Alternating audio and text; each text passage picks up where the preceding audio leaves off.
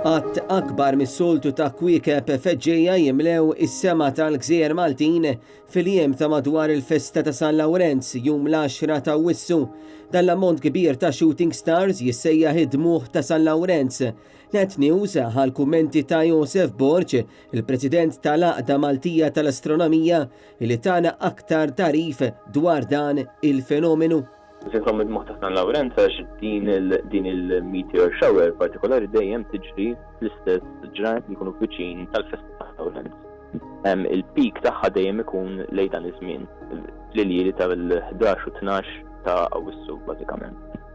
Jiġu dejjem f'dan iż-żmien għaliex id-dinja ovvjament qed iddur madwar ix-xemx. U dejjem tasal f'dan il-punt fl-orbita tagħha fejn qegħdin bħalissa, dejjem tasal żmien partikolari f'dan iż-żmien eżatti. Huwa spjegana li dan il-fenomenu jista' jidher ukoll f'perjodi differenti tas-sena. Xi darba il-kometa terġa' tiġi lejn ċentru tas-sistema solari. Jekk terġa' taqsam l-orbita tad-dinja din ħadd terġa' tik isu supply ġdid ta' biċċi żgħar ta' ġebel. Allura jerġa' jkollok iktar minn dawn fl-istess distanza mix-xemx fejn hemm id-dinja tagħna wkoll. U nerġgħu naraw iktar minnhom. Jista' jkun li taqsam l-orbita tad-dinja f'post differenti. Jekk taqsam l-orbita tad-dinja f'post differenti, jista' jkun ukoll li jkollna meteor shower ġdida. F'Malta u f'Għawdex huma żewġ parroċċi li jiċċelebraw din il-festa.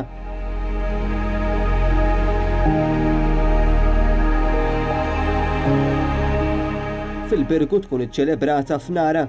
Fil-waqt li ferraħal Awċi li semmi għall-istess qaddis San Lawrenz, il-festa tkun iċċelebrata il-ħadd ta' wara il-festa liturġika. Kru ta' Net News, it-tnejn sar il-belt tal-Birgu li s-soltu tkun miżawda bin-nies, iżda tnejn it-toroq kienu mimlija biss bil-pavaljuni u l-bandalori. Is-soltu ta' kull sena l-Għaqda Maltija tal-Astronomija torganizza attività biex in-nies ikunu jistgħu josservaw dan il-fenomenu fis-sema. Iżda minħabba s-sitwazzjoni preżenti tal-imxija, l-Għaqda din is-sena ma organizzat xejn. Bażikament din is-sena mhux ħajsir l-avveniment nagħmlu s-soltu għall-peak tal-kwiekeb feġġejja ta' San Lawrenz bażikament. Ir-raġuni ħabba l-COVID-19. Madankollu qegħdin nħeġġu lin-nies jagħmlu osservazzjonijiet individwali, jagħmlu osservazzjoni postijiet fejn ma tantx ikun hemm light pollution, tniġġis tad-dawl bażikament. Biex jagħmlu dawn l-osservazzjonijiet aħna qed nagħtu xi linji gwida li wieħed jista' juża biex forsi dak li jkun jgħinuh josserva aktar minn dawn il-kwiekeb feġġija. Fosthom huwa li l-osservazzjonijiet isiru l-iktar matul il-lejl ta' bejn il-11 u 12 ta' Awwissu u l-lejl ta' bejn 12 u 13 ta' Awwissu. L-aħjar ħinijiet li jsiru osservazzjonijiet fihom huma wara nofs il-lejl. Fatt interessanti hu li skont it-tradizzjoni wieħed għandu jagħmel xewqa waqt li jkun għaddej dan l-ispettaklu fis-sema.